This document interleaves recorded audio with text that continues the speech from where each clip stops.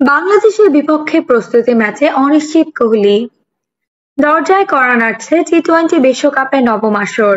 আগামী 2 জুন যুক্তরাষ্ট্র এবং ওয়েস্ট ইন্ডিজে পর্দা উঠবে 4 ছক্কার এই টুর্নামেন্টের। এরপর আগে ভারত এবং যুক্তরাষ্ট্রের বিপক্ষে প্রস্তুতি ম্যাচ খেলবে বাংলাদেশ। তবে বাংলাদেশের বিপক্ষে প্রস্তুতি ম্যাচ খেলতে পারবেন না ভারতের রান মেশিন বিরাট কোহলি। গতকাল শনিবার বিশ্বকাপ খেলতে ভারতের প্রথম বহর রওনা দিয়েছে যুক্তরাষ্ট্রের উদ্দেশ্যে। তবে সেই বহরে ছিলেন না কোহলি। ভারতীয় সংবাদ মাধ্যম ইন্ডিয়ান এক্সপ্রেস জানিয়েছে, আইপিএল এর প্লে অফ থেকে রয়্যাল চ্যালেঞ্জার্স বেঙ্গালুরুর বিদায়ের পর বিসিসিআই এর কাছে ছুটি চেয়েছেন ডানহাতি এই ব্যাটার। সব ঠিক থাকলে 30 মের পর দলের সঙ্গে যোগ দেওয়ার কথা রয়েছে তার।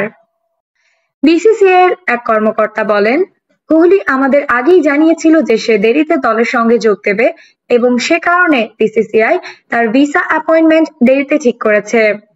30 মে ভোরে নিউ ইয়র্কের উদ্দেশ্যে সে উড়াল দেবে বলে আশা করা হচ্ছে। বিসিসিআই তার অনুরোধ মেনে নিয়েছে। আগামী 1 জুন নিউ ইয়র্কের নাসাউ ক্রিকেট স্টেডিয়ামে বিশ্বকাপের ওয়ার্ম আপ ম্যাচে মুখোমুখি হবে ভারত ও বাংলাদেশ।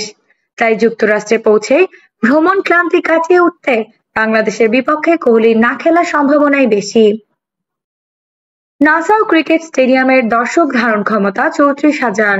ইতোমধ্যে সেখানে অনুষ্ঠিত হতে যাওয়া ভারত-পাকিস্তান ম্যাচের সব টিকিট বিক্রি হয়ে গেছে। বিশেষজ্ঞদের আশা, কানায় কানায় পূর্ণ থাকবে এই স্টেডিয়াম। এখানে গ্রুপ পর্বের একটি ম্যাচ খেলবে বাংলাদেশ, যার অবকাঠামোর সঙ্গে মিল রয়েছে লাস ভেগাসের ফর্মুলা 1 রেসিং কারের সার্কিটের সঙ্গে। পাশাপাশি এই মাঠে বসানো হয়েছে ড্রপ ইন পিচ। এই পিচগুলো তৈরি হয়েছে ফ্লোরিডা শহরে। এই পিচে স্বাভাবিক ঘাসের সঙ্গে 5% সিনথেটিক ফাইবার মেশানো হয়েছে, যাতে এর দৃঢ়তা বজায় থাকে। উল্লেখ্য, আগামী 2 জুন টুর্নামেন্টের পর্দা উঠলেও 8 জুন বিশ্বমঞ্চের মিশনে মাঠে নামবে বাংলাদেশ। সেদিন শ্রীলঙ্কার বিপক্ষে খেলবে শান্তর দল।